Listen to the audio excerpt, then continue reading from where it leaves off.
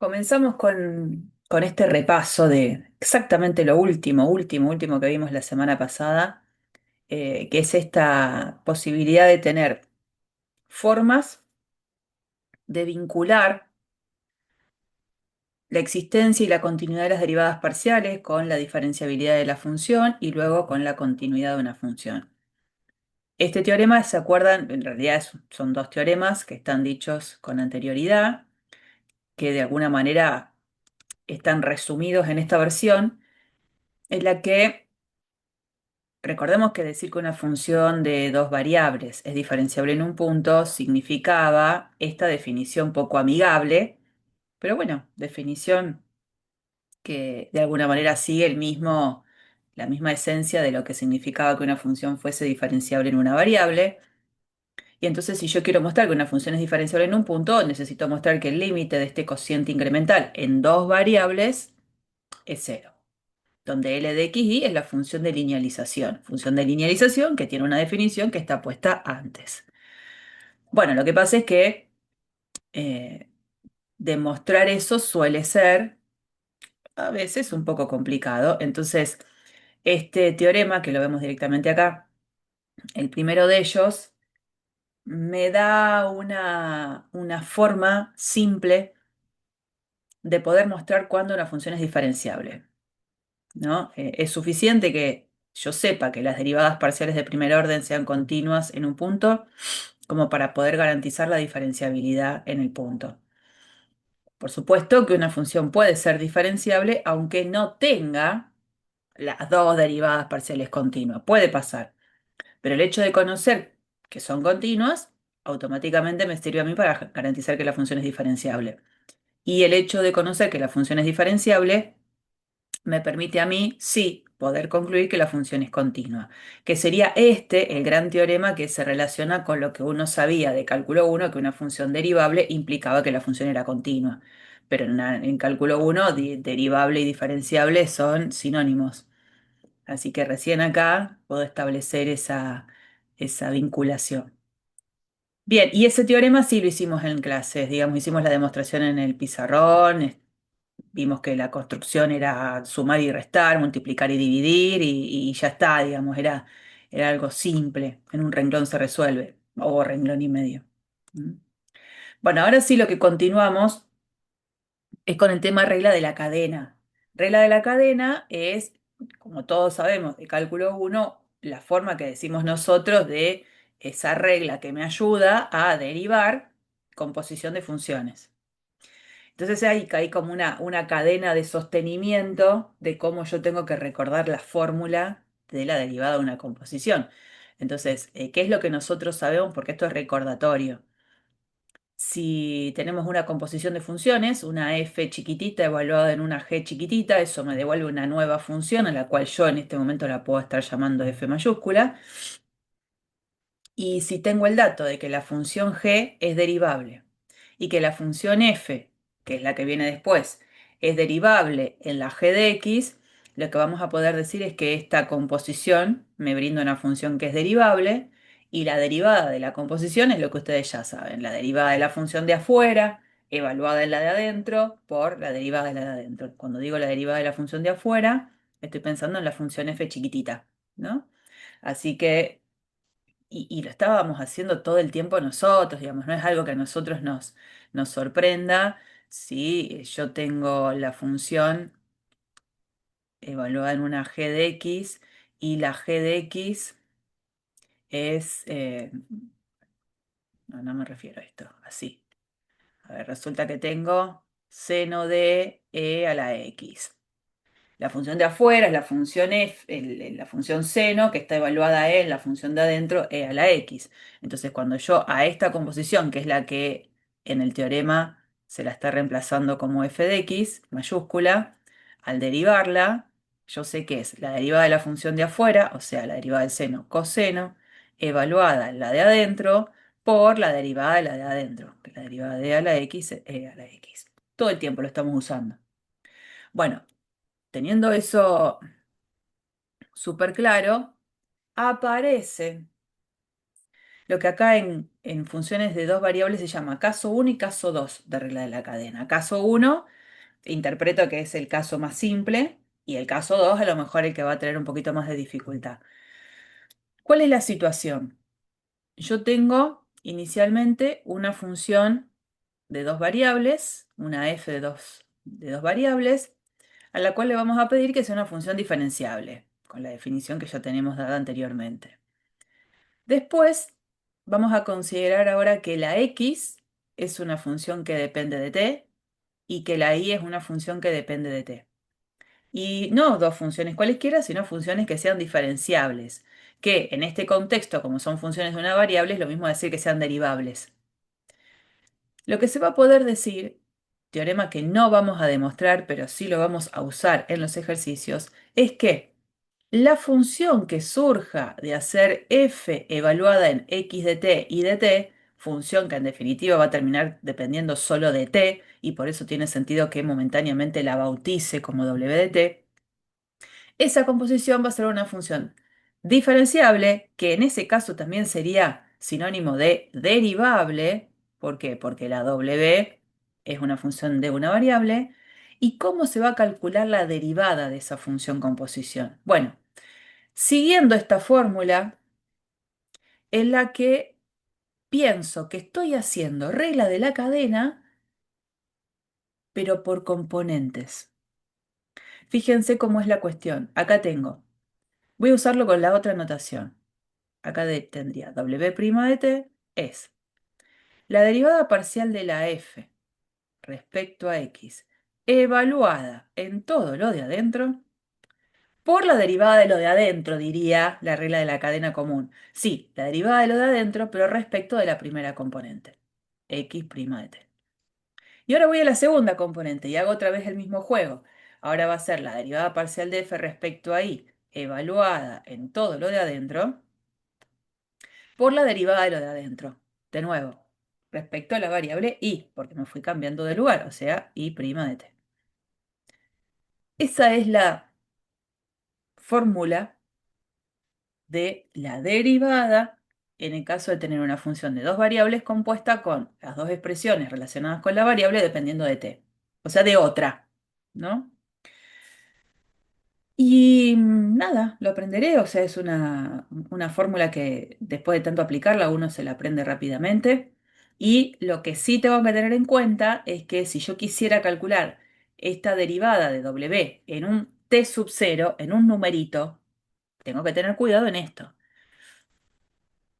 Si a mí me dicen que lo tengo que hacer en t sub 0, acá que voy a interpretar, que voy a hacer la derivada parcial de f respecto a x, ¿en qué par?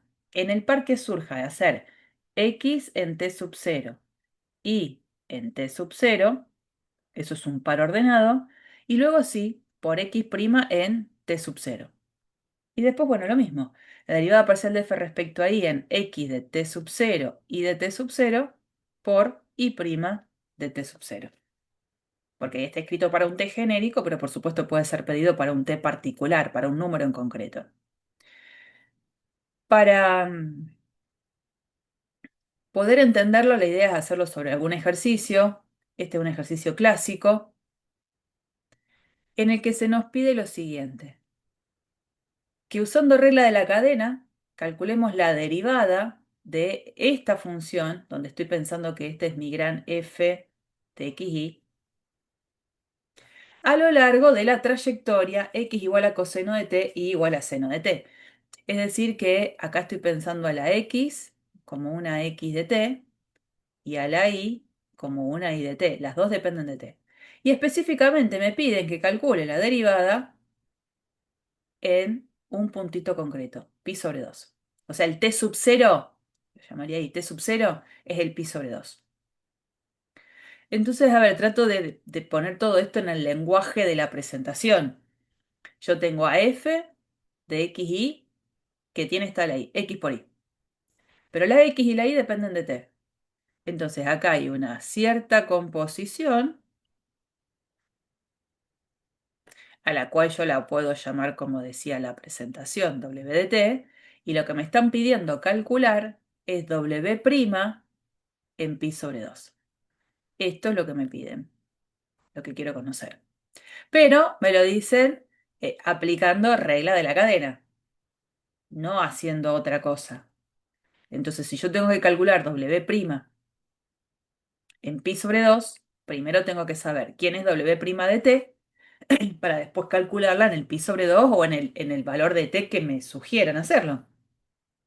Así que acá lo que tengo que hacer es de alguna manera copiar y pegar la fórmula de recién. Entonces yo sé que por regla de la cadena, caso 1, lo del caso 1 viene porque las variables de la función original, todas, dependen de una sola, de t. Entonces la gran composición termina quedando dependiendo de una sola variable. El caso 2 va a ser diferente. Bueno, entonces en caso 1 me permite decir que W' de t por fórmula es la derivada parcial de f respecto a x en x de t y de t por x' de t más la derivada parcial de f respecto a y en x de t y de t por y' de t, ¿no? Entonces yo cuando necesito ver, y bueno, ¿y cuánto da esto? Bueno, tengo que, aparte, hacer lo que serían las cuentas auxiliares, donde digo, bueno, a ver, ¿quién es la derivada parcial de f respecto a x? Porque necesito conocerlo. ¿Quién es la derivada parcial de f respecto a y? Necesito conocerlo. ¿Quién es x' y quién es y'? Todo eso lo necesito. Entonces, bueno, la función la tengo, la derivada parcial con respecto a x en un xy, después lo veré de calcular en x de t y de t, ¿no? Pero acá es la derivada parcial de f respecto a x de la función que tengo, ¿quién es? Y Sí, señor. La derivada parcial de f respecto a y en un par xy genérico sería, X señor, x'. Bueno, me fijo quién es x'. Si la x de t es esto, x' de t sería menos seno. menos seno de t, porque esta es una x' de t, ¿no? Menos seno de t. Y la y' de t sería Coseno de T. seno de t. Con toda esa información, ahora voy a venir acá. ¿Y qué voy a escribir? Que W' de t es la derivada parcial de f respecto a x. Sí, leí que la tengo acá, pero no evaluada en un xy, sino que está evaluada en x de t y de t. Por lo tanto, en la ley de la derivada parcial, si aparece la x, la voy a reemplazar por coseno de t, y si aparece la y, la voy a reemplazar por seno de t. Entonces, pregunto, esta parte de acá, ¿por qué la voy a reemplazar?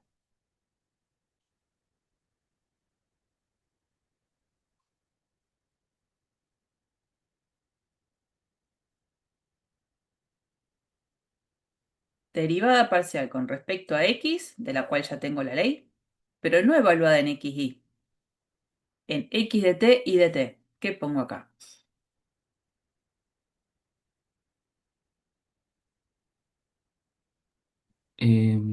Sería en este Seno de T. caso solo seno de T.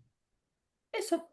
Yo no puedo poner y, porque tengo que poner la ley, pero evaluada en x de t y de t. Y entonces en lugar de y tengo que poner y de t. ¿Y quién es y de t? Seno de t.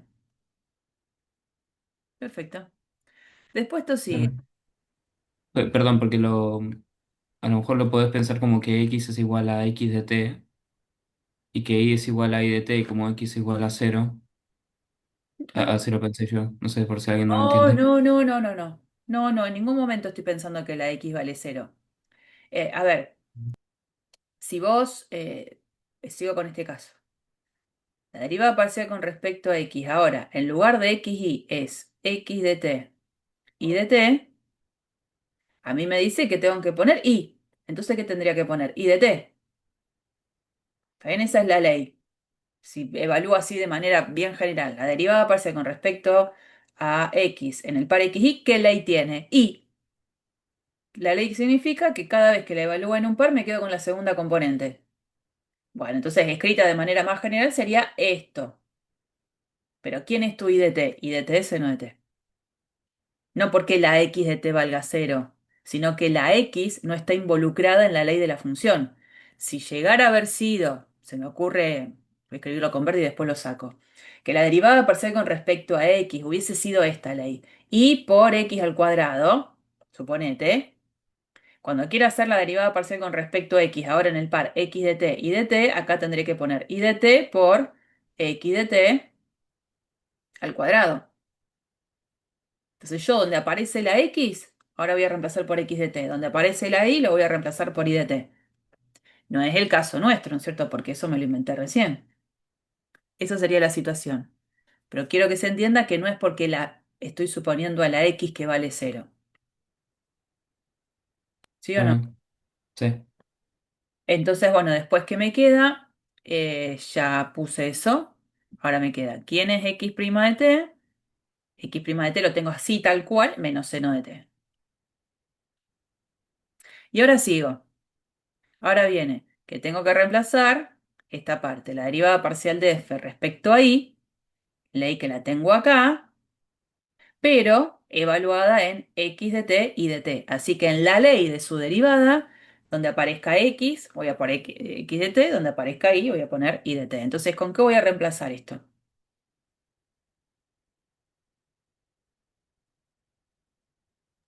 Con el Coseno coseno de t. sería. Eso. Y por supuesto que hay una suma en el medio que no la seguí copiando, ¿no? Más. Y después por y' de t. Y' de t lo tengo acá, y' de t es coseno de t. Entonces, en el paso siguiente, lo que yo puedo hacer es encontrar una expresión de W'. W' es menos seno al cuadrado de t más coseno al cuadrado de t. Eso no es uno, por las dudas. Hay un menos acá, adelante del seno cuadrado. Y bueno, y como yo necesitaba calcular, como dice acá, W' en pi sobre 2, W' en pi sobre 2 es menos seno al cuadrado de pi sobre 2 más coseno al cuadrado de pi sobre 2. El coseno de pi sobre 2 es cero, por lo tanto su cuadrado también. El seno de pi sobre 2 es uno, su cuadrado también, pero como el menos está adelante, resultado final de eso es menos uno. Así se resolvería el ejercicio aplicando caso 1 de regla de la cadena. ¿Qué sucede particularmente en esta propuesta? Que podría ser la cuenta de la derivada de W' en pi sobre 2, que es en definitiva lo que me pidieron, lo podría hacer sin necesidad de hacer caso 1 de regla de la cadena. O sea, sin necesidad de que estén involucradas las derivadas parciales de la función de dos variables. ¿Cuál sería ese otro camino? Pero que no estaría respetando lo que pide el ejercicio, que dice usando la regla de la cadena. Otra forma podría haber sido directamente encontrar, encontrar cuál es la expresión que tiene la propia W de t. Porque yo no la encontré nunca. Yo lo que hice de la W de t fue meterme de lleno a derivarla, sin saber quién era W de t. Y la verdad es que acá W de t sí la puedo conocer. W de t es la f, que es esta ley, x por y, pero no evaluada en xy, sino evaluada en x de t y de t. Entonces, ¿quién sería W de t? Claro, sí que coseno de t por seno de t. Claro, coseno de t por seno de t.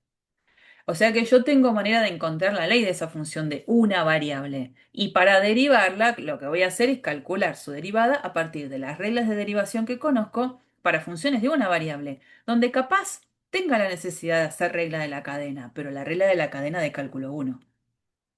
Y entonces acá, bueno, en este caso es un producto W' de t, la derivada del coseno menos seno de t, pero por seno de t sin derivar queda seno cuadrado, más coseno de t sin derivar por la derivada del seno, que es coseno, entonces por eso pongo coseno cuadrado. Y se darán cuenta que lo que encuentro es lo mismo que antes. Me tiene que dar lo mismo. Y después cuando la calcule en pi sobre 2 la cuenta va a ser la misma. Ahora, esta otra forma, que sería esquivar hacer el caso uno de regla de la cadena, solo se puede hacer en la medida en la que yo conozca a todos los participantes. Me refiero a que necesito conocer a la función f en cuanto a su ley y necesito conocer cómo es que la x depende de la t y cómo es que la y depende de la t. Necesito conocer toda esa información. Y muchas veces en los ejercicios no voy a tener la información concreta de la ley de la f. Voy a tener datos aislados de la f en algún que otro par. Entonces, para poder calcular la derivada de esa composición, no me queda otra que aplicar el caso uno de regla de la cadena. ¿Por qué? Porque al no conocer a la ley de la función f en general, yo no voy a poder calcular la ley concreta que tiene la función w de t. Sin embargo, me van a pedir calcular su derivada en algún punto. Y bueno, entonces sí o sí tendré que usar la fórmula de caso uno de regla de la cadena. Este ejemplo tiene la particularidad de que lo puedo ver de las dos formas. No está mal. Y está bueno también tener esa otra visión, porque a veces cuando un ejercicio se puede ver de las dos formas, pero me piden igual hacerlo por regla de la cadena, caso uno de cálculo 2, tengo el artilugio de hacerlo con argumento de cálculo uno y comparar a ver si llego a lo mismo. Es como un camino alternativo para corroborar. En general, los ejercicios van a ser de tal manera que necesite aplicar el caso uno de regla de la cadena. Esta situación podría ser un poquito más general porque podría pasar que la función original, en vez de depender de dos variables, dependa de tres o que dependa de cuatro. No trabajamos nosotros con funciones de cuatro variables, de cinco variables, de 10 variables, no. Pero podría pasar lo siguiente. A ver, voy a borrar eso. ¿Eh? ¿Qué pasa? Con tres variables sí podemos trabajar. ¿Qué pasa si la función de tres variables es esta? X cuadrado más 2xy menos z cubo. Me estoy inventando cualquier cosa. Esa es la función. Y resulta que la x depende de t, de alguna manera, la y depende de t y la z depende de t. Cuando yo ahora con estas cuatro cosas, z igual a una z de t, ¿no? Hago esto,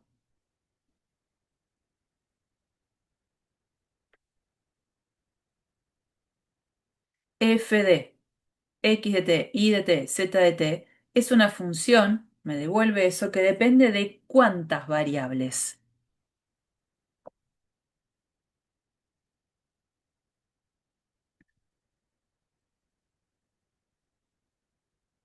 ¿De cuántas variables dependerá esa composición?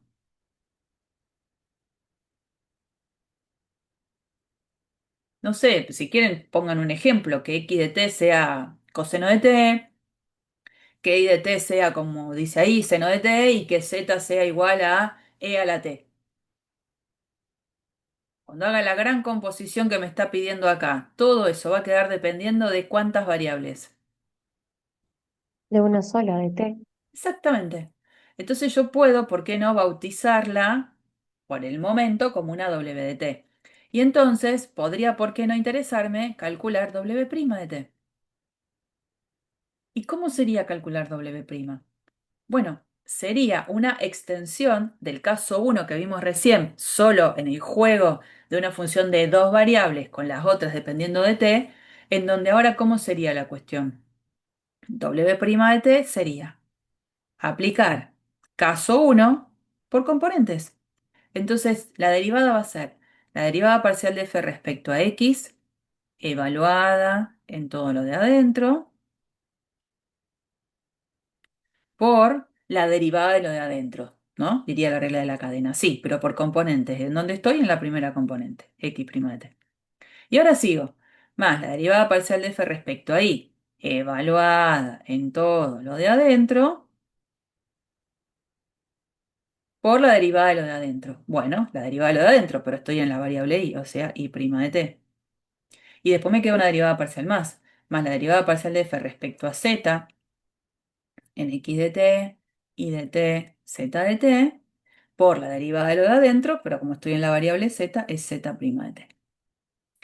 Por supuesto que esto es toda una fórmula que se puede demostrar, que nosotros no lo hacemos a esa demostración, pero que tiene la validez.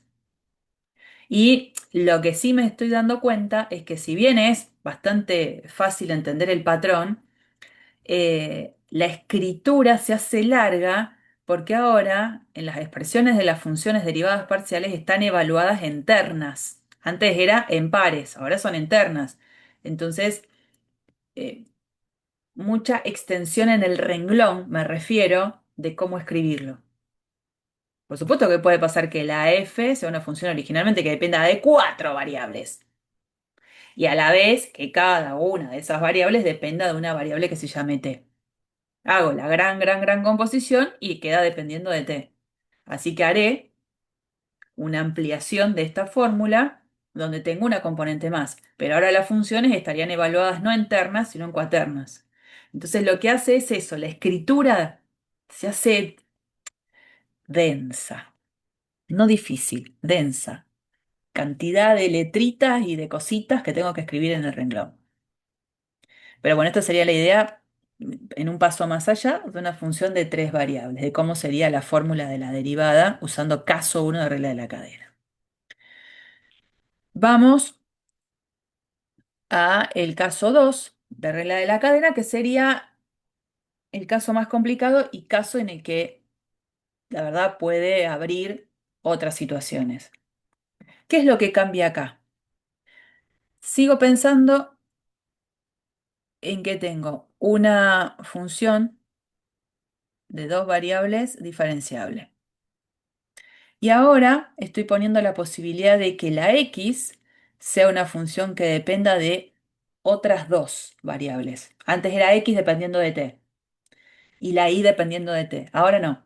La x puede ser una expresión que depende de dos variables, de s y de t, y la y también, una función que depende de las mismas dos variables, de s y de t. Cuando yo hago la composición f en x de st y de st, todo eso va a quedar dependiendo de las variables s y t. Por eso tiene sentido que yo momentáneamente la bautice como w de st.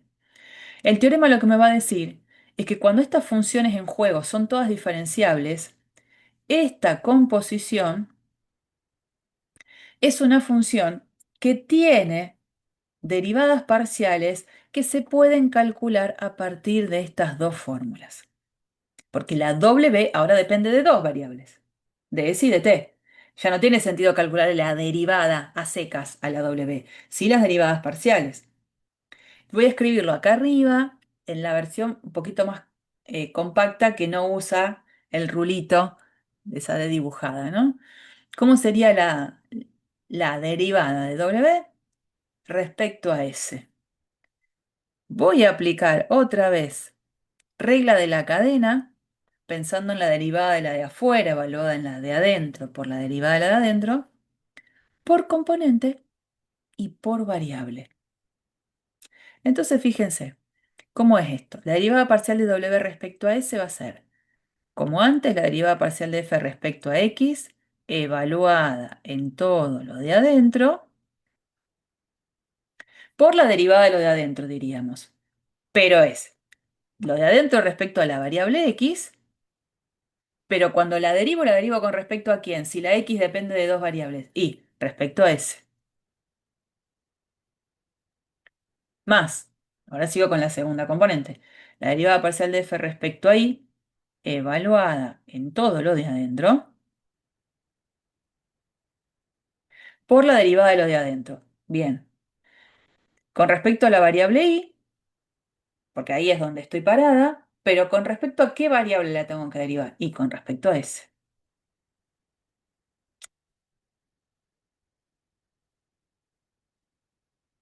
Quiere decir que lo que yo ponga acá como variable al momento de derivar a la W es lo que voy a poner a I como derivadas parciales de la X y de la Y. Porque en la fórmula anterior, esta parte es idéntica en cuanto a las derivadas parciales de la función original, evaluadas en, ahora, el nuevo par. Fíjense ahora que en la fórmula de abajo, donde tengo que hacer la derivada parcial de W respecto a t, es otra vez derivada parcial de f respecto a x, evaluada en todo lo de adentro, por la derivada de lo de adentro, que como estoy en x, es la derivada de x, pero respecto a t. Entonces, la derivada de x respecto a t en ese t. Y ahora voy a la segunda componente, la derivada parcial de f respecto a y, evaluada en todo lo de adentro, por, en este caso, la derivada parcial de y respecto a t, en ese t. Y entonces ahí, ¿qué observo? Bueno, si acá dice t, ¿a dónde aparece t? Acá y acá, en las derivadas parciales de la x. Pero después hay algo que comparten con la fórmula anterior, que es esto. Esto es idéntico. ¿Eh? Esta parte es la misma que esta. Esta parte es la misma que esta. ¿Qué cambia? Que la x y la y van a ser derivadas parcialmente respecto a la variable que yo haya puesto acá, que yo haya puesto ahí. Cuando uno lo ve así, y más sobre todo en este desordenado apunte que estoy haciendo, porque se me ocurrió hacerlo con la otra anotación, puede ser como chocante, puede uno dar, no sé, pensar que no le va a salir. Y la verdad es que no es tan trágico porque uno puede usar una estrategia para recordar la fórmula, que es la estrategia que vamos a ver ahora a continuación, que es usando lo que uno llamaría un diagrama de árbol. El diagrama de árbol lo que va a hacer es darme un esquema en el cual me permite recordar la fórmula. Y es un esquema que uno lo usa si ayuda. Si les parece que no, no lo toman, yo se los comparto igual, pero no lo toman y se acuerdan de la fórmula. En algún punto creo que va a servir. Una cuestión importante acá, miren acá abajo. Esto sí. Cuando yo pida calcular, o cuando en una parcial se pida calcular la derivada, por ejemplo, de esa función nueva respecto a s, en un par, tengo que tener mucho cuidado. ¿En qué sentido digo que tienen que tener mucho cuidado? Acá dice la derivada de W respecto a S en el par S sub 0, T sub 0. ¿A qué es igual? Estoy escribiendo lo mismo que está acá abajo, pero con la notación más sencilla. Derivada parcial con respecto a X en el par X evaluada en S sub 0, T sub 0 y en S0, T sub 0 por la derivada parcial de x respecto a s en el par s sub 0 t sub 0. Y sigo con lo que falta, derivada parcial de f respecto a y, en x de s0 t0 y en s0 t0 por la derivada de y respecto a s en s0 t0. ¿Qué es lo que quiero que veamos acá? Que hay dos pares en juego distintos. Si acá dice el par S0, T0, que es en donde va a estar evaluada esta derivada parcial, el par exactamente S0, T0 aparece acá y aparece acá, en donde yo tendría que evaluar derivadas parciales. Ahora, las derivadas parciales de la función original, la derivada parcial de f respecto a x y la derivada parcial de f respecto a y, no están evaluadas en el par S0, T0. Porque las derivadas parciales de la f van a estar evaluadas en pares xy. Esos pares xy son los que ahora tengo que reemplazarlos por x de st y de st. y específicamente en el puntito concreto. Así que las derivadas parciales de la f se evalúan en estos pares,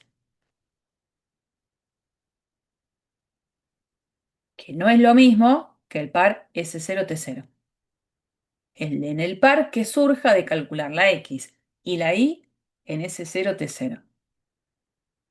Tengan ese cuidado, presten atención a eso, copien bien la fórmula, porque a veces uno, atolondrado, copia rápido y no presta atención a los detalles y matemática está lleno de detalles, sobre todo estas fórmulas. Ahora vamos a ver. Y, perdón, profe, Sí. cuando, por ejemplo, ahí cuando multiplica x de S0 y T0, ¿no debería ser derivada ahí, con la y también? ¿A dónde decís vos, perdón? ¿Acá abajo? Ahí, ¿no debería ser derivada? Es que lo que no puedo poner es el simbolito de primita, Ah, porque claro. nosotros para lo que es derivadas parciales ya no ponemos más el primita. Sí ponemos prima cuando la función es de una variable. ¿Está bien? Yo si tengo w de t y la tengo que derivar, te voy a poner w' de t. Pero si la w depende de s y de t, no existe derivarla a secas, existe Sí, calcularle sí, sus claro. derivadas parciales. Entonces voy a poner ws o w sub t. Esas notaciones ya son de derivadas parciales. Sí, también me olvidé. Está bien. ¿Ah? Así que acá no vas a ver el primita, no va a estar. Eso. Y lo que les decía antes, ¿cómo hago para recordar la fórmula? Porque cuando, sobre todo para aquel que lo ve por primera vez, aquel que está recursando a la materia, nada, no es algo que lo sorprenda, a menos que haya cursado la materia hasta los temas anteriores y esto no lo haya visto. Para el que lo ve por primera vez, no es muy simpático. Veo todo esto y digo, ¿qué? ¿Qué? ¿No? Bueno, tratemos de suavizar las fórmulas a partir de este esquema que les decía que se hace a partir del diagrama de árbol. Ahí se los explico. Si les sirve, lo usan, si no, no. ¿De dónde sale este diagrama de árbol dibujado? Esto es un árbol, se los presento. Uno empieza así. Eh, Nuestra función original depende de dos variables, de la x y de la y. Entonces se hace como esa relación de que acá tengo esta flechita donde digo que la f depende de x y de y. Y a la vez, la x y la y, las dos dependen de otras dos variables, que son la s y la t. Entonces, ¿qué hago? La x depende de s, la y depende de t, y lo mismo la y. La y depende de s y la y depende de t. Es como que estoy pensando en que esta f chiquitita es la copa del árbol, las líneas que fui poniendo serían las ramas del árbol, y estas últimas letritas de acá serían las hojitas del árbol. El árbol completo origina una composición que es la que nosotros en el apunte de la diapositiva anterior lo llamábamos W. Esta sería la W de ST. Y uno dice, ¿y esto por qué serviría? Bueno, porque lo que puedo pensar es en esto.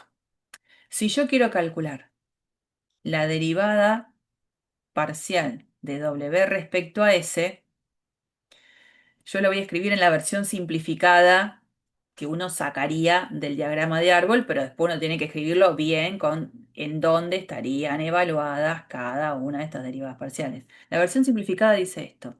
Cuando yo quiera calcular la derivada de W respecto a S, W pensando en la gran composición, la idea es que en este diagrama de árbol, yo desde la copa del árbol quiero llegar a las hojitas S, ¿no? Y yo digo, bueno, a ver, si yo parto de la copa del árbol y estos son mis caminos de abordaje para llegar a la S, ¿cómo puedo llegar a S? Y puedo venir por acá y luego venir por acá, o puedo venir por acá y luego venir por acá. Cada vez que ponga un i, lo voy a interpretar como un producto. Cada vez que en lo coloquial diga un o, lo voy a pensar como una suma. Y entonces cuando yo diga, puedo venir por acá y continuar por acá, en la fórmula yo voy a hacer un producto de las expresiones que tengo acá abajo, porque cada una de las flechas la voy a interpretar como, si acá tengo f que va hacia x, esa flecha va a estar representando derivada parcial de f respecto a x. Si acá tengo la x y va la flecha hacia s, en ese segmentito voy a interpretar en la fórmula la derivada parcial de w de x respecto a s. Y entonces digo, bueno, a ver, si para ir a S en este primer camino puedo venir por acá y luego venir por acá, la fórmula me dice que tengo que hacer la derivada parcial de f respecto a x por la derivada parcial de x respecto a S. Y dijimos, o puedo ir por otro camino. Cuando diga un o, para mí va a ser una suma en la fórmula. El otro camino es venir por acá y continuar por acá. Cada vez que pongo un i, en la fórmula voy a interpretar un producto. Entonces, derivada parcial de f respecto a i por la derivada parcial de i respecto a s. Esta expresión que estoy usando es recontra compacta porque no estoy diciendo en qué pares está calculada cada una de las derivadas parciales. Esta información importante no está expuesta ahí, porque no es más que una regla memotécnica para poder recordar quiénes son los participantes en cada término de la suma. Y bueno, y de la misma manera, me voy a hacer en rojo. Si yo quiero no, en este, perdón. Si quiero calcular la derivada de w respecto a t, de nuevo, sobre este diagrama, mi idea es llegar a esta hojita, a las t. Entonces, ¿cómo puedo llegar? Y puedo venir por acá y continuar por acá, o puedo venir por acá y continuar por acá.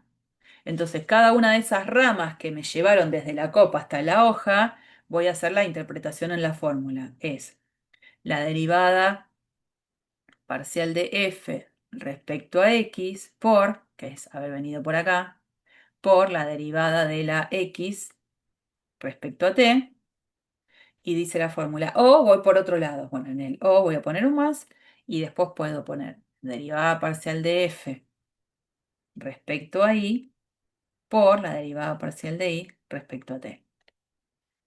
Insisto, fórmula compacta que no está dicho exactamente en qué pares está calculada cada una de las funciones participantes. Pero a nivel de recordatorio creo que vale la pena. Y vale la pena sobre todo cuando empiezan a aparecer situaciones de funciones que van dependiendo de más variables, que es un poco con lo que después va a terminar este apunte. Como estoy haciendo el diagrama de árbol y estoy vendiendo el diagrama de árbol, necesito venderlo con más argumentos. Entonces, imagínense esta situación, que yo tengo acá abajo, a ver, tengo una función de tres variables y donde la x, la y y la z dependen de otras tres. La x es una x de s, t, r y de str, z de str. Cuando yo hago la gran composición, f en x de str y en str y z en str, esto me da una función que yo la voy a bautizar momentáneamente con el nombre de w, que depende de qué variables.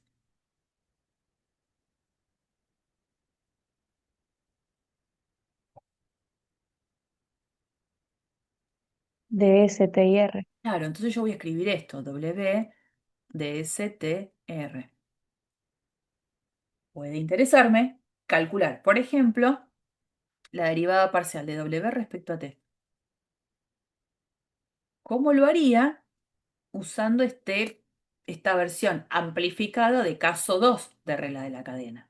Porque lo que se entiende de caso 2 de regla de la cadena es cualquier otra situación en la cual la función al momento de hacer esa composición queda dependiendo de más de una variable. Bueno, el diagrama de árbol a mí me va a dar una mano tremenda, porque si lo entendí, voy a poder hacer la versión simplificada de la presentación. Después tengo que hacerla ampliada, pero ya tenerla simplificada es un montón. ¿Cómo es la cuestión? El diagrama de árbol dice, pongo arriba el nombre de la función original, de la f, la copa del árbol. Voy a hacer flechitas que van a indicar de qué variables depende. Entonces, inicialmente la f depende de x. Me voy a apartar un poquito ahí, de y de z. Y por otro lado, la x depende de s, t, r. La y lo mismo, de s, de t, de r. Y la z lo mismo, de s, de s, de t y de r. Esta gran composición es la que yo estoy llamando W. Y entonces, si entendí la fórmula del diagrama del árbol, cuando yo quiera calcular la derivada de W respecto a t, entiendo que voy a tener que hacer un diseño de caminos que me lleven a la hojita t. La hojita t está acá. ¿Por dónde puedo ir? Y puedo venir por acá y continuar por acá, o puedo venir por acá y continuar por acá, o puedo venir por acá y continuar por acá. Y en la fórmula, cada vez que yo en la expresión coloquial digo un y, tengo que poner un producto, y cada vez que digo un o, tengo que poner una suma. Y cada rama me indica que tengo que hacer un producto entre derivadas parciales. Derivada parcial de la expresión que tengo arriba respecto de la expresión a la cual la flecha apunta. Entonces, ¿cómo sería la fórmula de la derivada de esta gran composición con respecto a t? Y derivada parcial de f respecto a x, que es lo que interpreto por venir por esta flecha, por la derivada parcial de x respecto a t, que es lo que interpreto por venir de esta flecha. Como ahora paso a otra rama, en la fórmula voy a poner un más. Y otra vez, acá voy a interpretar derivada parcial de f respecto a y por, y por venir por acá, derivada parcial de y respecto de t, más, porque voy a otra rama, esta expresión derivada parcial de f respecto a z por la derivada de z respecto a t. Esa es la versión simplificada. Ahora, cuando yo tengo que hacer la versión completa, en donde tengo que saber en qué pares se evalúan cada una de esas derivadas parciales que están presentes ahí, pregunto, ¿esta derivada parcial, la de f respecto a x, la de f respecto a y la de f respecto a z, van a estar evaluadas en las mismas ternas? ¿Cuáles van a ser las ternas?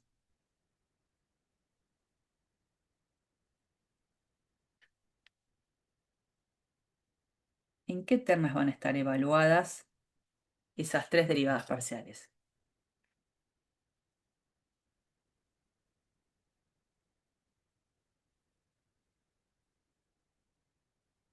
Miren de última un poco la presentación anterior y capaz que los pueda ayudar,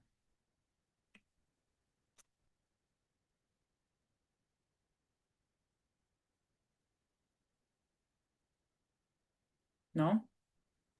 En X y Z, en las funciones X y Z que dependen de T. En las funciones x y z que dependen de t. No, en las ternas x de str, y de str, z de str. En esas ternas. Vos fíjate que acá las derivadas parciales antes estaban evaluadas en pares, pero no eran los pares x, y, eran los pares x de st y de st. Ahora son ternas y cada una de las variables encima depende de 3. Mientras que estas derivadas, estas, van a estar evaluadas ¿en dónde? ¿En qué ternas? STR. Sí. Lo hago así porque realmente si lo escribo todo completo, primero que es larguísimo, una pérdida de tiempo, pero es larguísimo en el renglón, ¿no? Y acá lo que hice fue nada más ampliar una función original de tres variables donde cada una de ellas depende de tres. Pero después puede haber combinaciones tremendas. La función original a lo mejor debe depender de 4 variables y cada una de ellas depender de otras 6. Y la verdad es que si no hago el diagrama de árbol, va a estar difícil que me dé cuenta. Cuando uno hace después varios ejercicios se da cuenta rápido, pero el diagrama es el primero que me ubica, me pone en eje. Me cachetea un poquito. Yo creo que sirve, pero no es obligatorio usar el diagrama de árbol. Esto es solo una estrategia que debería ayudarme a recordar las fórmulas. No la quieren usar, no la usen. No, no hay una obligación. Bueno, a ver, vamos a ver este ejemplo. Ya les digo que en la última diapositiva, que es esta, se habla justamente de regla de la cadena versión general, que es esto que yo les estaba comentando, ¿eh? Bueno, volvemos acá. Ahora tengo la función original, x cuadrado por y cubo, donde la x de st y la y de st las tengo individualizadas. Y de st es t por el seno de s y la y de st es s por t cuadrado. Entonces me pide de manera general que encuentre las derivadas parciales de esta composición, pero usando regla de la cadena. Y ahora voy a empezar al revés acá. ¿Podría evitar usar regla de la cadena caso 2 para poder calcular de la W las derivadas parciales? Ya sé que lo tengo que hacer con caso 2 de regla de la cadena y lo voy a hacer así, pero ¿podría evitar hacerlo? Tener que hacer el diagrama de árbol, hacer las derivadas parciales de tantas funciones. ¿Podré?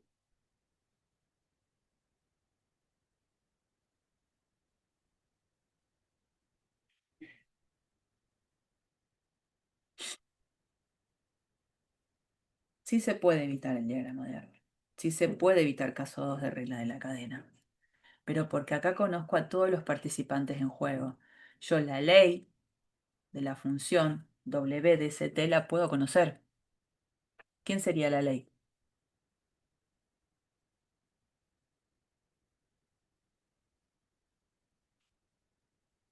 Es una composición, chicos, no hay nada del otro mundo. La f de xy es x cuadrado y cubo. Bueno, pero no es en xy ahora, es en x de st y de st. Y los tengo acá. Quedaría t seno de s al cuadrado por st al cuadrado, entre paréntesis todo eso al cubo. Exactamente, ¿no? Esa sería la ley de la w de st. Como conozco todos los participantes, podría encontrar directamente la ley de W de st y para calcularle las derivadas parciales a esto, hago lo que estuve haciendo hasta ayer, qué sé yo. Calculo las derivadas parciales a partir de poner en juego las reglas de derivación que yo conozco. Cuando la derivo parcialmente con respecto a s, considero que la t es una constante, y cuando la derivo parcialmente con respecto a t, considero que la s es una constante. Así que podría calcular esas derivadas parciales bajo ese camino. Lo que dice acá el ejercicio es que no lo hagamos así, que no vamos a calcular la ley de la función composición. Eso no quiere que lo haga. Quiere que haga caso 2 de regla de la cadena. ¿Pero por qué? Porque en muchos ejercicios va a pasar que yo no voy a tener el conocimiento de todas las funciones involucradas. Voy a tener conocimiento de datos aislados, que de la única manera que los datos aislados me ayuden es que yo aplique bien regla de la cadena caso 2. Entonces, vamos a hacer una de las derivadas parciales para que esto no sea tan tedioso. Yo entiendo que acá tengo la f, que depende de x y de y donde la x a la vez dependen de s y de t. De s y de t, ¿no? Esta es la gran composición que la estamos llamando w. Si yo quiero calcular la derivada de w respecto a s, en un par st cualquiera, diagrama de árbol me ayuda a recordar la fórmula. Tengo que llegar a esta hojita, a S. ¿Cómo puedo venir por acá y por acá? o puedo venir por acá y por acá. Bueno, en cada flecha voy a interpretar derivadas parciales. Entonces, ¿esto cómo sería? Derivada parcial de f respecto a x. Y ahora la escribo completa. Evaluada en todo lo de adentro. ¿Y todo lo de adentro quién es? X de st y de st. Por, sigue la fórmula, la derivada de x respecto a s. Evaluada en st. Después en la fórmula sigo con un más, porque paso a otra rama. Derivada parcial de f respecto a y, evaluada en todo lo de adentro, por la derivada de la y respecto a s, evaluada en st. Y ahora tengo que decir quién es. Para decir quién es, yo necesito tener bien en claro cada uno de estos participantes. Entonces, en una cuentita auxiliar voy a ver quién es quién, ¿no? Derivada parcial de f respecto a x. ¿Quién es? Después la evaluaré en el par que me interesa, pero en principio quiero saber la ley.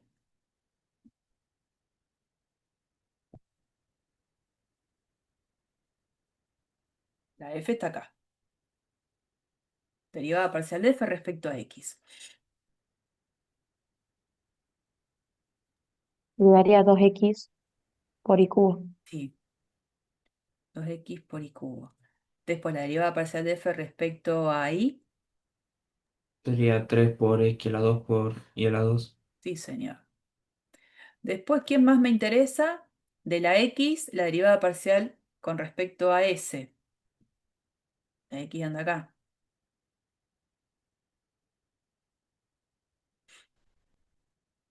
¿Cuál sería la derivada de la x respecto a s?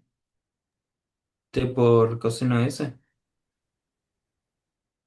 ¿Y qué más necesito? La derivada parcial de y respecto a s. ¿Qué me daría? De a la 2. De a 2. Bien, con eso, ahora tengo que venir acá. Y digo, a ver, la derivada de w respecto a s en un par st es la derivada parcial de f respecto a x. Sí, leí que la tengo acá. Pero no en xy, en x de st y de st. O sea que donde aparezca la x, tengo que poner x de st y donde aparezca la y, tengo que poner y de st. ¿Qué pongo entonces?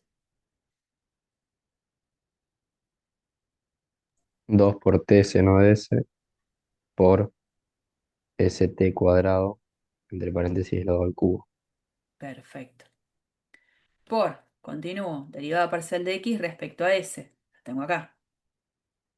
Eso es ahí tal cual. T coseno de s. Más, ¿y después qué voy a poner?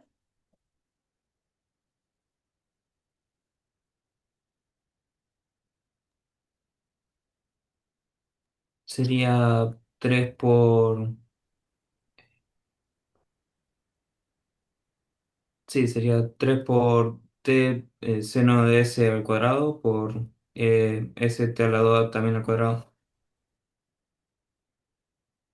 Y por la derivada de y respecto a s que anda por acá, t cuadrado. Ya ese paso, ya está, es importantísimo. ¿Qué puedo hacer después, por supuesto? Ver si lo puedo compactar un poquito. Hay un montón de letras que se repiten, potencias, números, a ver si se puede juntar algo con algo. Por ejemplo, acá 2 va a quedar 2. T, ¿cuántas T aparecen? Acá aparece una T, acá aparece otra T, y acá T, ¿cuántas veces aparece? ¿A la cuánto? En esta parte. A la 6 O sea que me va a quedar T a la cuánto en definitiva. sería 7. 8, ¿no? Porque tengo Ah, 8 perdón. esta y tengo esta, T a la 8. Sí, sí, perdón. No me di cuenta del otro. Después la S me va a quedar, no se junta con nadie, me va a quedar el S al cubo. Y después me queda seno de S, coseno de S. Vamos al otro término, más. El 3 quedó solito. ¿Cuántas T tengo? A ver. Serían 2 por 4 por 2. 2 por 4 por 2. A ver, acá tengo t a la 2. Acá tengo un t a la cuarta y acá tengo un t a la 2. ¿Cuántas t tengo al final? ¿T a la cuánta me queda? Sí, esta es la 8. Ahí va, a la 8. Porque me dijiste 2 por 4 por 2 y entonces no sabía por dónde lo estabas pensando porque si no, no me quedaba 8. S a la cuánto queda? Es la 4. A la Ah, 2. no, no, no, perdón, porque estoy viendo ese, el seno ese, estoy viendo, No, perdón. claro. Sí, sí, Este es la 2. simbolito quedó acá solo y después función trigonométrica, seno de S al cuadrado. Creo que no me faltó más nada. Bueno, y un pasito más si quiero, en esta cuestión de factorizar, podría sacar factor común algo y podría sacar,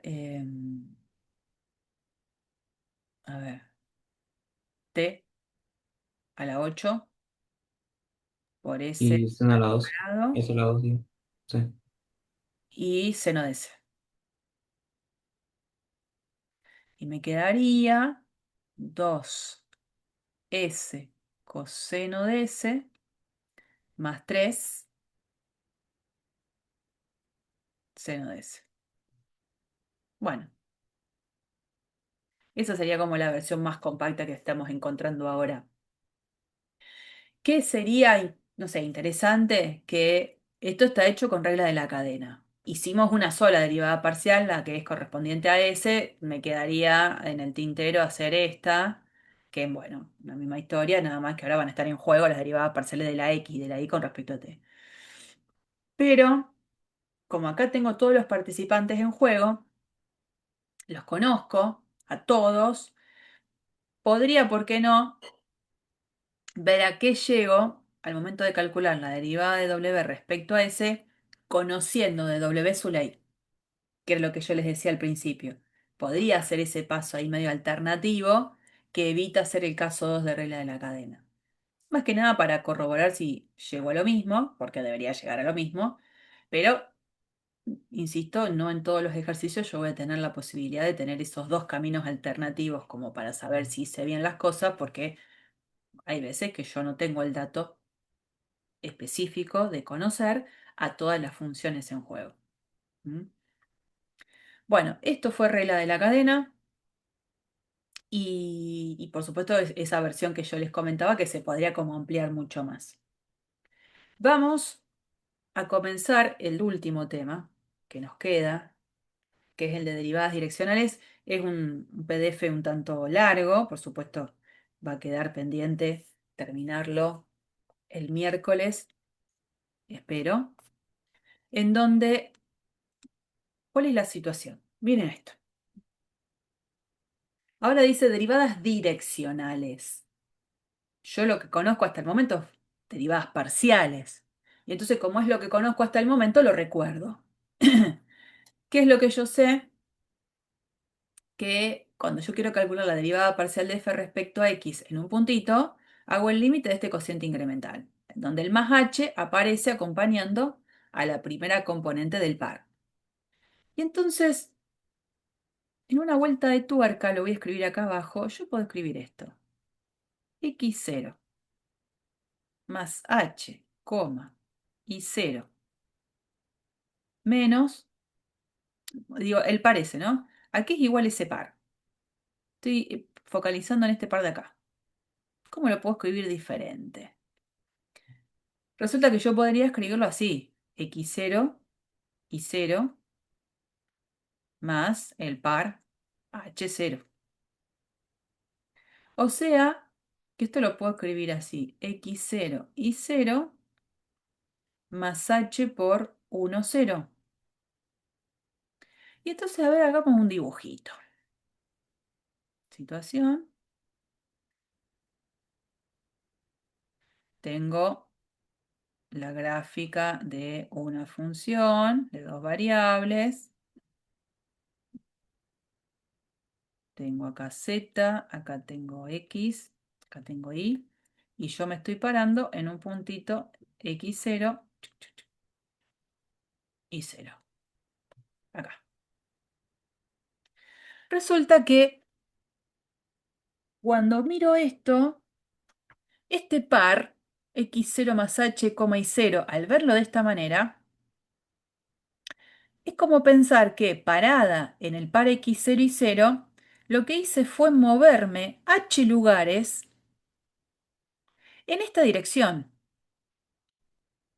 Si yo pienso al par 1, 0 como un representante de un vector conocido, ¿de qué vector estaría hablando?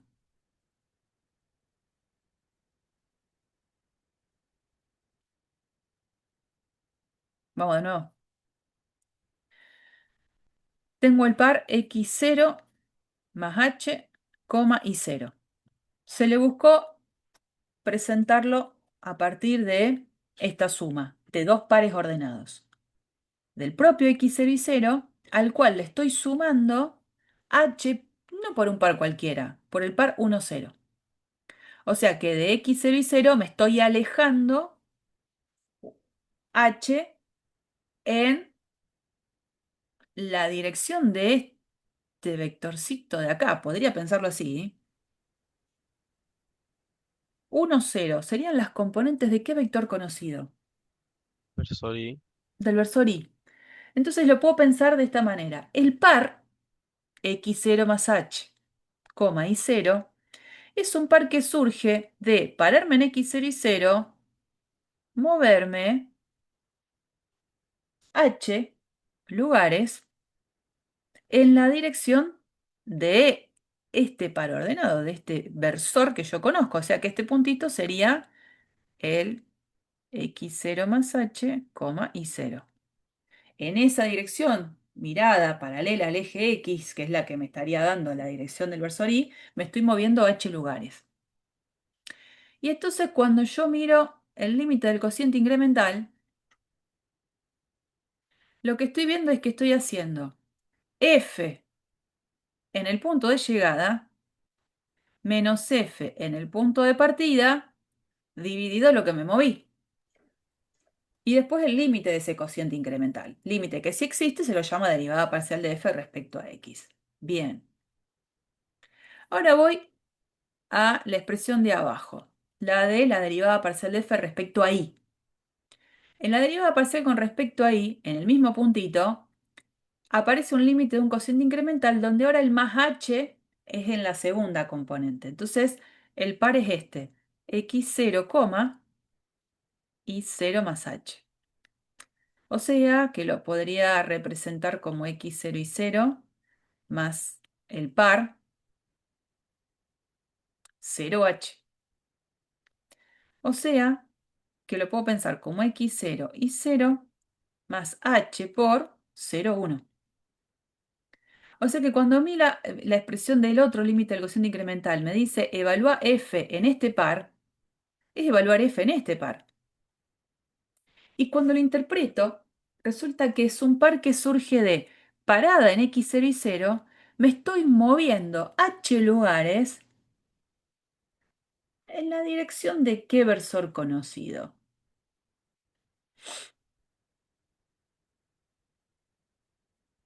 Si dice 0, 1.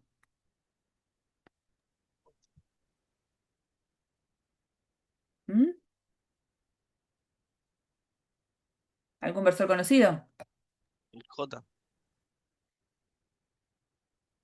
Y j. Es decir, yo parada acá me estoy moviendo paralelo a lo que sería el eje Y, h lugares. Si el h es positivo, me estoy yendo en esa dirección. Si el h es negativo, me estoy yendo para la otra dirección, para el otro sentido.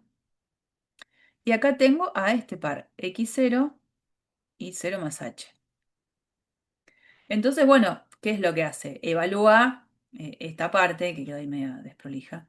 Esta parte, ¿qué es lo que hace? Evalúa la función en el punto de llegada, le resta la función en el punto de partida, divide por lo que se movió y hace el límite del cociente incremental de eso. Si ese límite existe, a ese límite se lo llama derivada parcial de f respecto a y. Entonces, ¿por qué no pensar en hacer una generalización de esto? ¿Por qué no pensar en pararme en el par x0 y 0 y moverme h lugares, pero en la dirección de otro versor, que no necesariamente sea el i o el j? Entonces acá voy a poner u1, u2 con u1, u2, versor. O sea, si es un versor, su módulo es 1. Entonces, como digo, a ver, si yo parada en x0 y 0, ahora me muevo. Vamos a hacer de cuenta que acá tengo, en esta dirección, esto sería para mí u, este sería mi versor u. Bueno, me muevo h lugares en la dirección de ese versor u. Si es en el sentido o no, eso dependerá de si el h es positivo o negativo, ¿no? Entonces, parada en el punto x0 y 0, siguiendo la dirección de ese versor u, me muevo h lugares. Entonces digo, bueno, ¿a dónde paro?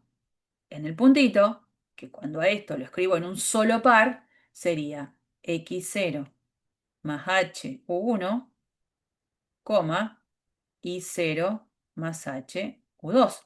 Entonces este par sería x0 más h u1 y 0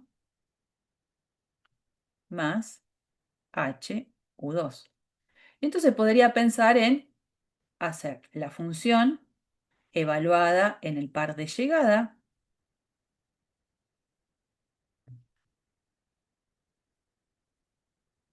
menos la función en el par de partida, dividirlo por lo que me moví. Eso es un cociente incremental. ¿Y por qué no pensar en calcular el límite de ese cociente incremental cuando h tiende a 0?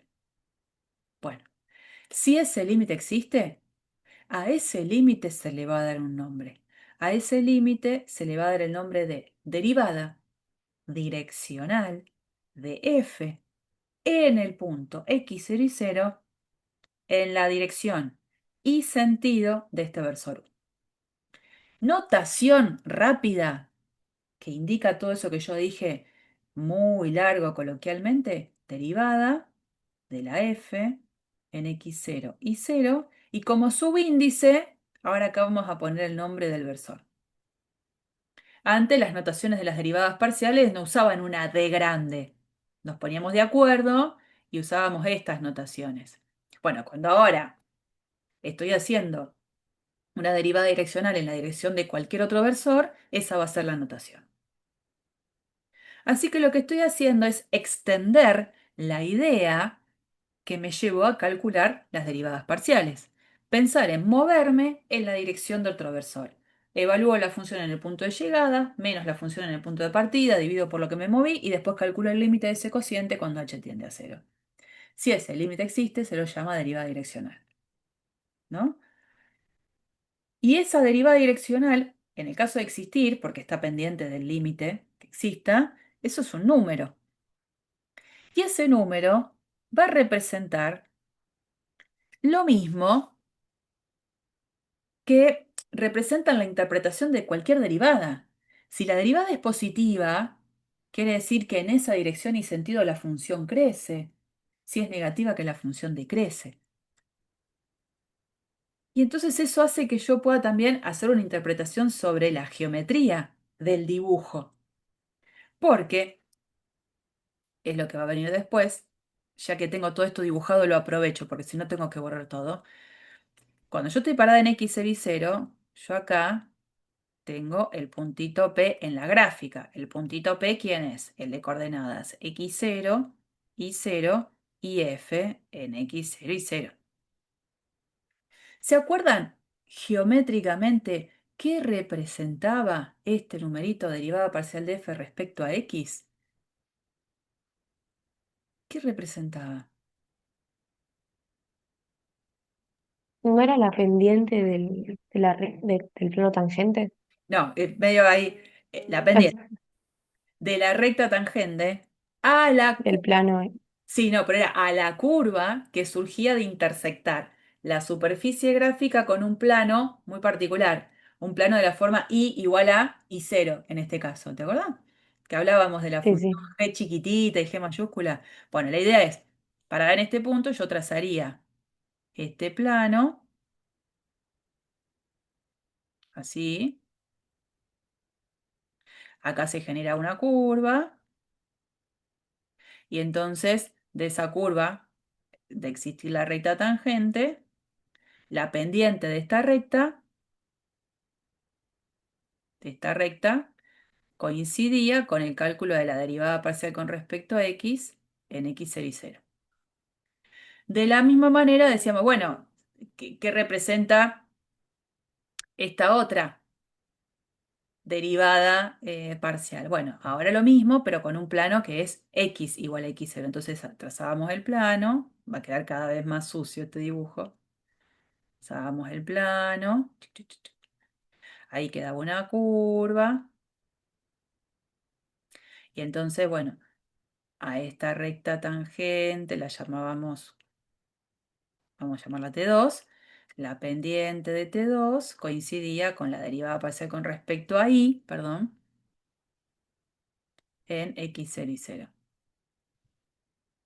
Bueno, este numerito en el caso de existir, también va a representar la pendiente de una recta. ¿De qué recta? De una recta que va a ser tangente a una curva. ¿De qué curva? De las que surge de hacer la intersección entre la superficie gráfica de la función y un plano. ¿Pero qué plano? Un plano que es proyectante sobre el XY, que pasa, por supuesto, por este puntito, pero que ahora se apoya sobre esta dirección. Entonces el plano queda acá, así. Este plano, intersección con la superficie, generará una curva. Bueno, ahí fea quedó la curva ahí, para atrás. Y bueno, de esa curva, yo tengo una recta tangente.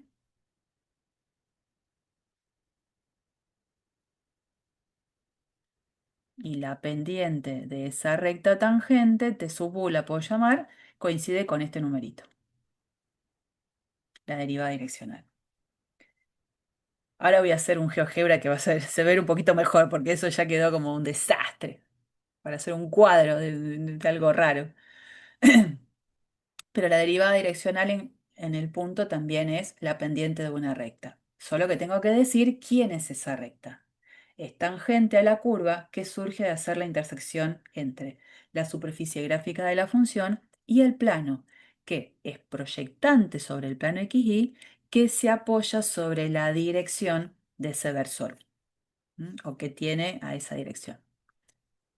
Bueno, todo eso que fue muy hablado y poco escrito, por supuesto, está puesto acá.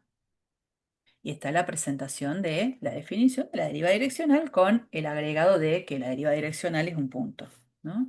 Acá está toda la presentación. Todo lo que fui diciendo está todo escrito. Y acá vamos a hacer la interpretación. Acá están en 3 dibujitos diferenciados, que sería lo óptimo, de qué significaba cada una de las derivadas parciales. Y bueno, y acá el dibujito tiene otra orientación que está bueno. La derivada direccional, cómo se calcula o qué interpretación tiene eh, en un punto, ¿no? La derivada direccional en un puntito representa la pendiente de la recta tangente a la curva CU en el punto. ¿Quién es la curva CU? Y eso es lo que hay que indicar. La curva CU, esta curva, ¿quién es? Es la intersección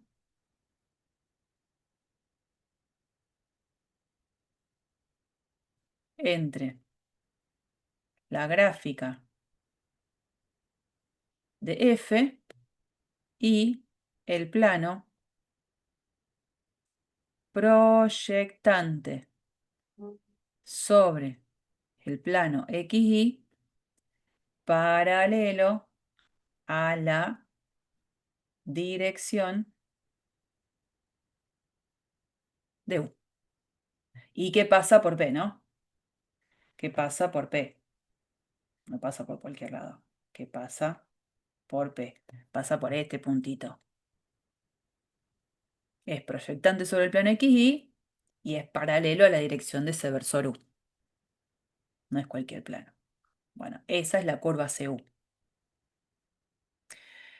Capaz que me voy a adelantar un poco con las interpretaciones que van a venir ahora, pero esto después lo vamos a retomar. Uy, tendría que borrar. En este GeoGebra, por ahí ya me estoy metiendo con otras cosas, pero miren, acá tenemos cargada la función x cuadrado sobre 2 más y cuadrado sobre 2, este paraboloide elíptico. ¿Dónde me voy a parar específicamente? En el puntito de coordenadas 1, 1. El puntito 1, 1 sería para mí el puntito de x0 y 0. Así que acá, esto es mi x0 y 0. ¿Yo qué hice en el GeoGebra para que se pueda ver lo que quiero? Puse un puntito que seguro siempre va a estar a una distancia 1 de A, está en una circunferencia de radio 1, para asegurarme que este vectorcito tiene módulo 1. Y ese vectorcito va a indicar direcciones diferentes de abordaje de las derivadas direccionales. Y en el dibujo ustedes lo que van a poder ir viendo es el valor de la derivada direccional y la interpretación de esa curva CU de la que se hace referencia con la inclinación de la recta tangente. Miren, si yo me voy moviendo, un puntito, cambio la dirección, entonces lo que va a cambiar es el plano proyectante. Lo puedo poner ese plano. Y que pasa por 3 puntos, porque ¿cuáles son los 3 puntos? Este y este. Ese es el planito del que hablábamos proyectante sobre el plano XY que sigue la dirección de uno, que cuando lo intersecto con la superficie gráfica va originando curvas diferentes. Fíjense, en este puntito, esta curva, ahí lo que veo que tiene una pendiente positiva. Y la derivada, que la ven acá en el resultado, es positiva. Voy corriéndome con otro puntito, qué sé yo, voy en esa dirección y lo que encuentro es esta curva y ahí, si bien tiene una pendiente positiva, comparada con la anterior es más chica, ¿no? Bueno, fíjense que en algún momento va a empezar a dar negativa. Ahí. Voy a borrar lo que puse ahí como notaciones. Fíjense qué pasa. Me muevo un poquito. Ahí, ¿no? Lo miro desde acá. Pendiente. Ahí. Negativa. Sigo avanzando. Las curvas van cambiando, las pendientes van cambiando. Miro por acá. Pendiente negativa. Cambio la curva. Y en algún momento empieza a ser positiva de nuevo. ¿Mm? Bueno, más o menos una visualización de este cálculo de las derivadas. Yo acá le estoy diciendo cuánto vale, pero no estoy haciendo ninguna cuenta todavía, ¿no? Todavía estamos muy en los comienzos. Pero quería mostrarles esta cosa de que se va variando la dirección de ese versor y cómo va cambiando el, ¿cómo se llama? El cálculo de la derivada. ¿Mm? Bien. Bueno, ahora vamos a lo más simple, que es calcular una derivada direccional. En principio vamos a hacer algo bien simple que nos lleve a hacer cuentas simples. Se supone que yo acá tengo que calcular la derivada de esta función, derivada direccional, ¿no? En este punto, en la dirección de este versor. Primero y principal, tengo que asegurarme que el vector del cual me están pidiendo que haga la derivada direccional realmente sea un versor. ¿Qué pasa acá? Esto es un versor, yo de ese vector u le calculo el módulo, hago la raíz cuadrada de la suma de sus componentes al cuadrado y me queda la raíz cuadrada de 1 sobre raíz de 2 al cuadrado es 1/2. Otra vez 1 sobre raíz de 2 al cuadrado es 1/2 más 1/2 es 1, la raíz de 1, 1. Realmente es un versor, digamos, le creo, si bien me lo decía, ahora te creo, ¿no? Es un versor. Porque puede pasar que me den que calcule la derivada direccional en la dirección y sentido de un vector que no necesariamente tiene módulo 1. Entonces, si el vector no tiene módulo 1, lo voy a convertir en su versor asociado. Y voy a calcular el límite del cociente incremental planteado en la definición con su versor asociado. ¿Por qué? Porque el versor asociado a un vector mantiene la dirección y el sentido, pero tiene ahora módulo 1. Esto, como ya es un versor, tal cual lo uso en la fórmula.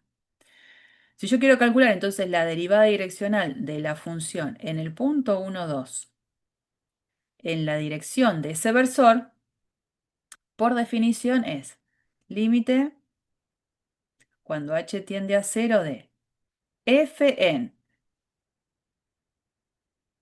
acá teníamos 1 más h por la primera componente del versor, coma, 2 más h por la segunda componente del versor.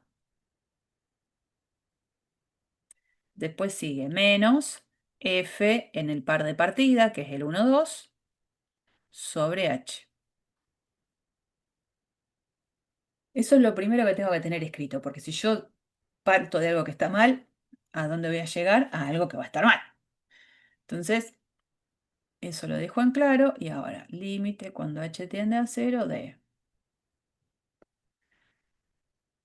f en este par. Bueno, acá tengo lo que significa ser evaluada la f en un par xy. Es la coordenada x del par al cuadrado más el producto de las coordenadas del par. ¿Cómo me quedaría entonces en este caso a mí f en este par?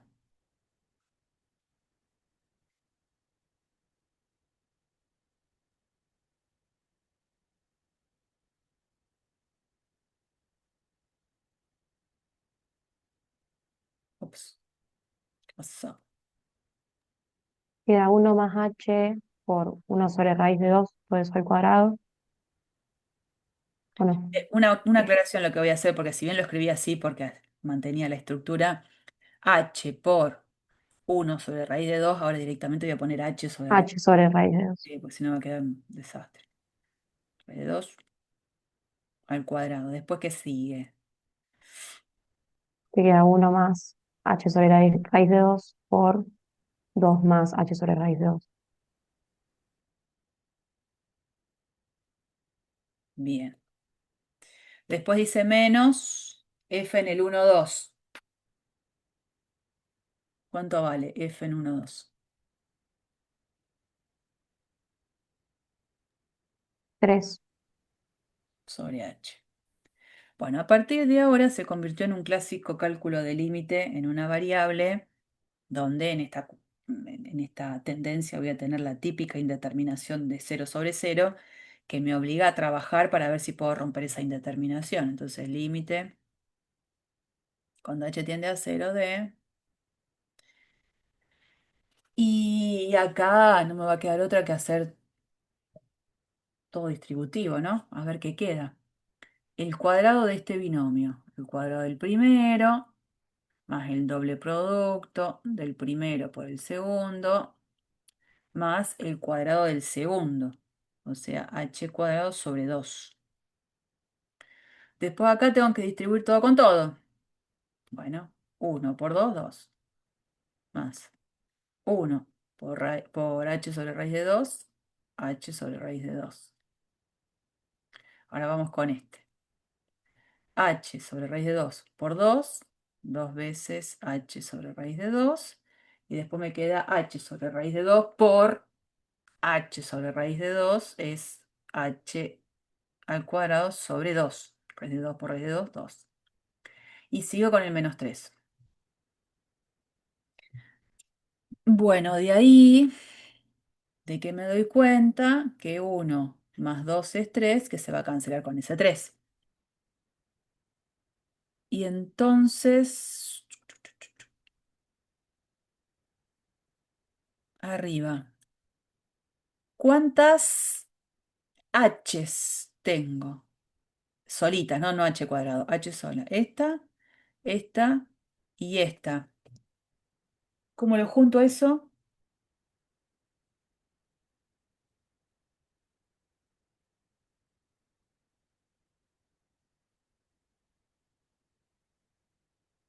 ¿Cómo me quedaría si lo junto?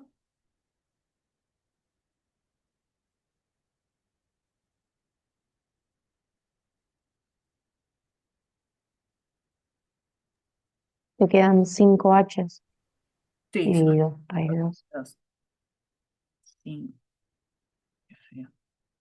5 h sobre raíz de 2. Y después junto los h cuadrados. Este con este. Me queda un solo h cuadrado. Cuando simplifico, porque lo puedo hacer, acá arriba,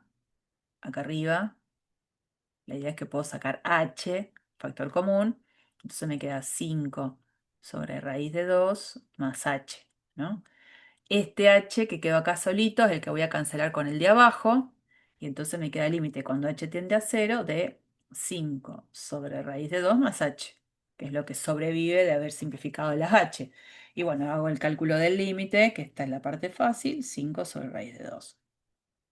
Entonces, conclusión, la derivada direccional de f en el punto 1, 2, en la dirección de ese versor, es 5 sobre raíz de 2. Bien, las funciones participantes no fueron funciones que me den demasiado problema, la cuestión algebraica dentro de todo es aceptable y se resolvió, ¿no? Eh, sí entiendo que cuando la función se complique, cuando los términos de la función se complique, hacer el límite de un cociente incremental en esa situación no va a ser nada simpático. Bueno, tampoco hay que desesperar porque todavía falta avanzar en el desarrollo de conceptos que hace que yo pueda ver que existe una manera de calcular la derivada direccional de una forma más simple, pagando un precio. No todo es gratis, ¿no? Hay que pagar un precio. Bueno, ya vamos a ver cuál va a ser el precio. Pero en definitiva, este no me trajo tanto problema. Em, una de las cosas que está bueno por ahí también tomar como referencia es que nosotros le dimos mucha importancia a las derivadas parciales. Y sin embargo, cuando ahora estoy presentando las derivadas direccionales en la definición, que venía por acá, las derivadas parciales no son más que dos derivadas direccionales particulares.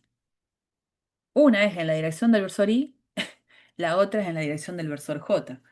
O sea que está bien, tienen un estrellato importante las derivadas parciales porque van a participar en cosas que van a venir después. Tiene sentido que se le haya dado tanto protagonismo. Pero cuando ahora entro en el mundo de las derivadas direccionales, digo, al final, la derivada parcial eran dos derivadas direccionales específicas, como pueden ser tantas otras. Era eso lo que quería comentar, ¿no? Derivadas parciales terminaban siendo derivadas direccionales también. Bueno, acá están todas las cuentas y el resultado, obviamente, al que llegamos, el mismo. Hicimos bien las cuentas, llegamos bien. Eh, Acá hay un ejemplo también particular, que es con el que vamos a terminar. Esta función es una función definida de a tramos para cualquier par xy que sea diferente del 0, 0. Tengo una ley que es x cuadrado sobre x cuadrado más y a la cuarta, y para el par específicamente 0, 0, la función está definida como 0. Entonces, si yo les pregunto cuál es el dominio de la función, ¿ustedes qué me van a decir?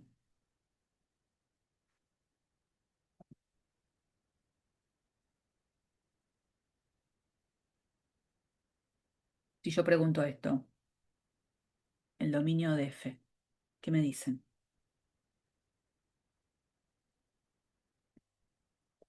R en 2. R2. Medio dudoso, pero sí, R2.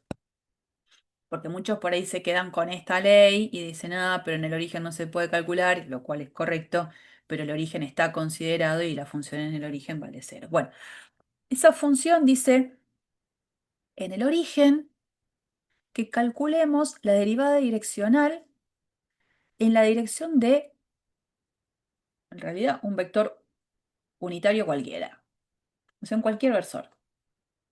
Entonces, cuando uno hace las cuentas, voy a presentar el primer paso, después ya les presento la cuenta final. Uno dice, bueno, la derivada direccional en el 0, 0, en la dirección de cualquier versor, sé que es el límite cuando h tiende a 0 de f en 0 más h por u1, coma, 0 más h por u2. No están obligados a poner 0 más HU1, 0 más HU2. Con que pongan HU1, HU2 está bien, pero para no perder de vista que el puntito siempre está involucrado. Después menos F en 0, 0 sobre H. Cuando hago la cuentita, límite cuando H tiende a 0, acá estoy evaluando la función en el par HU1, HU2. Entonces la ley que rige es esta. Tengo que poner X, o sea, HU1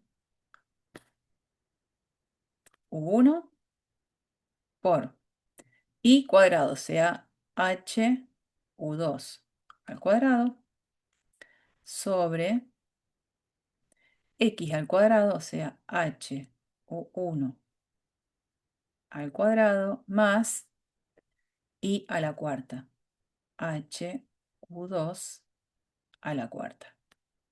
Eso es haber hecho F en este par.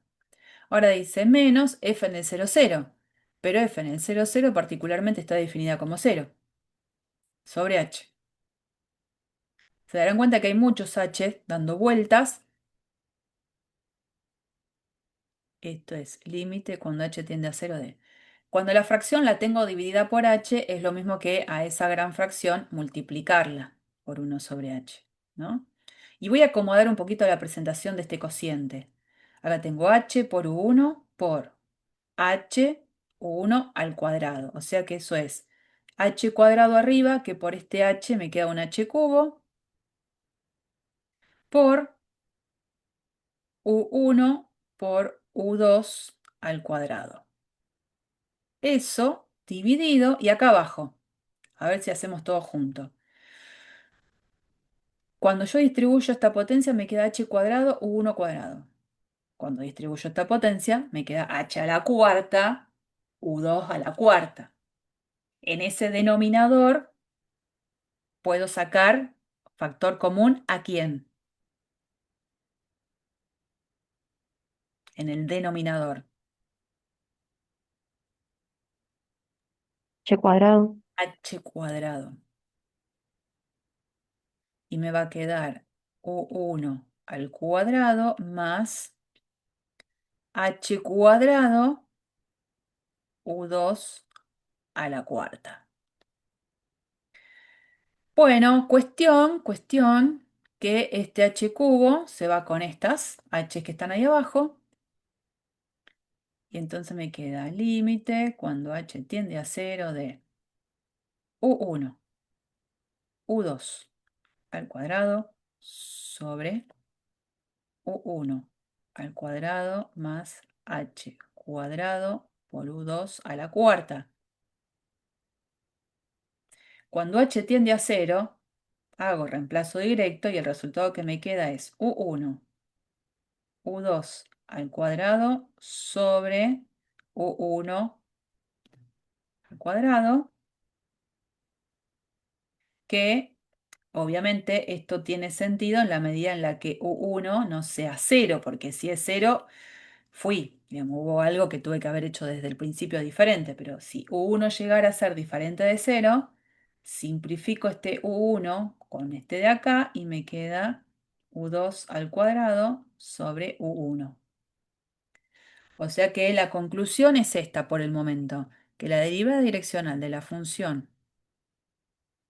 En la dirección de un versor va a ser U2 al cuadrado sobre U1 en la medida en la que U1 haya sido distinto de cero,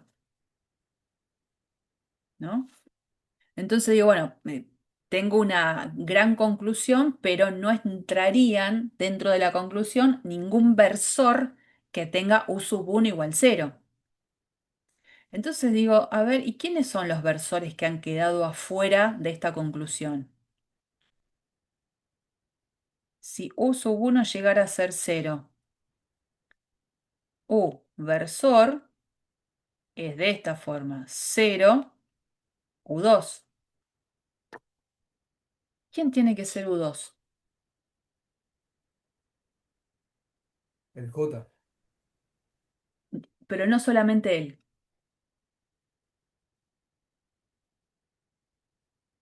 O sea, el U2 no es el J, el U sería el J, ¿no es cierto?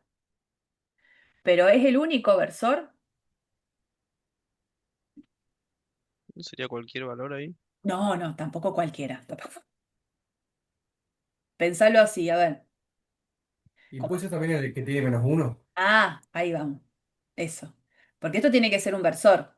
¿Cómo le calculo el módulo a un versor? La raíz cuadrada de la primera componente al cuadrado más la segunda componente al cuadrado. Y esto me tiene que dar 1. Conclusión, me queda la raíz cuadrada de U2 al cuadrado 1. Eso quiere decir que el valor absoluto de U2 tiene que ser 1. O sea, U2 es más o menos 1. Por lo tanto, volviendo al J que vos decías, el versor que quedó afuera es el J y menos J, digamos, ¿no? Entonces, si U1 llegara a ser 0, los versores que quedaron afuera son J y menos J. Entonces, lo que tengo que hacer es analizar por separado cuánto quedaría. Entonces, falta analizar la derivada direccional de f en el 0, 0 en la dirección de j, que ¿quién sería? Porque demasiado espacio. La derivada parcial en I. Claro, lo voy a escribir así, igual porque así lo llevamos adelante. Entonces, analizar la derivada direccional de f en el 0, 0 en la dirección de j y también esta, la derivada direccional de f en el 0, 0 en la dirección de menos j. Bueno, eso digo analizar y queda como tarea hacer las cuentas. ¿Qué cuentas tengo que hacer? Otra vez límite del cociente incremental, pero específicamente en las direcciones de estos dos versores. Resulta que las dos derivadas o los dos límites del cociente incremental les van a quedar cero los dos. Y entonces uno dice, bueno, en definitiva, existe la derivada direccional en la dirección de cualquier versor, en la dirección y el sentido de cualquier versor. Borro todo esto porque está.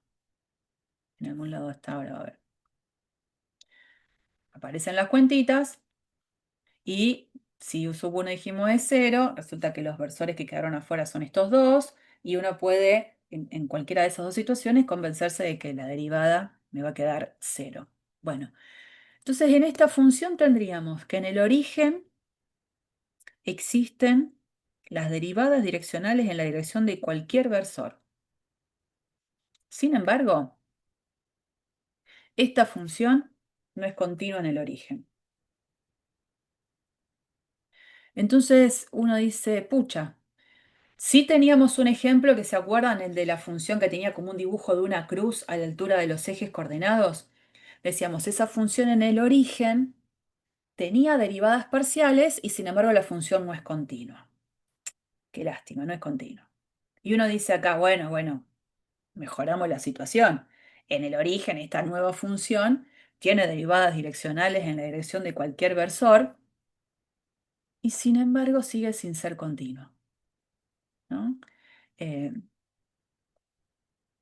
es un ejemplo más para tener en cuenta que la simple existencia de ahora todas las derivadas direccionales en el punto no sirve de garantía para que la función sea continua. ¿Y cómo muestro que esta función no es continua? Bueno, nosotros analizamos límites y directamente lo que se va a poder ver es que de esta función en el origen no existe el límite. Sería cuestión, por ejemplo, de acercarme al origen, porque alrededor del origen la ley que cuenta es esta. La propuesta es acercarme por una familia de curvas donde aparezca un m y el límite quede dependiendo de m. ¿Alguien se anima a proponer una familia de curvas acercándome al origen en donde el límite termine quedando dependiendo de m?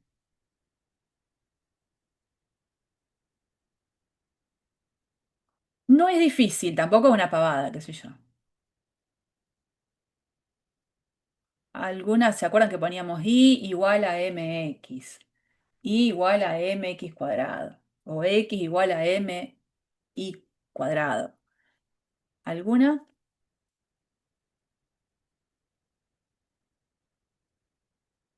No. Bueno, yo les dejo el dato para que lo prueben. Prueben que si se acercan al origen, o sea, la idea es que voy a considerar pares xy que tienden al 0, 0 por estas curvas x igual a m y al cuadrado. Al momento de hacer toda la experiencia que pasa con el cálculo del límite, el límite va a quedar dependiendo de m. Entonces, lo que voy a decir es que no existe el límite. Y si no existe el límite, entonces la función no es continua. Pero les queda también ahí como tarea, pero ya está casi masticado. La parte esencial ya está hecha. Bien, y lo que viene ahora es lo que dejamos para el miércoles cuando nos encontremos presencialmente, que es una segunda parte de todo este desarrollo en donde aparece un alguien que nos va a acompañar después en cálculo 3 un montón, que es este vector gradiente y que va a tener un protagonismo al momento de calcular las derivadas direccionales. Pero eso en el próximo capítulo. Lo dejamos acá.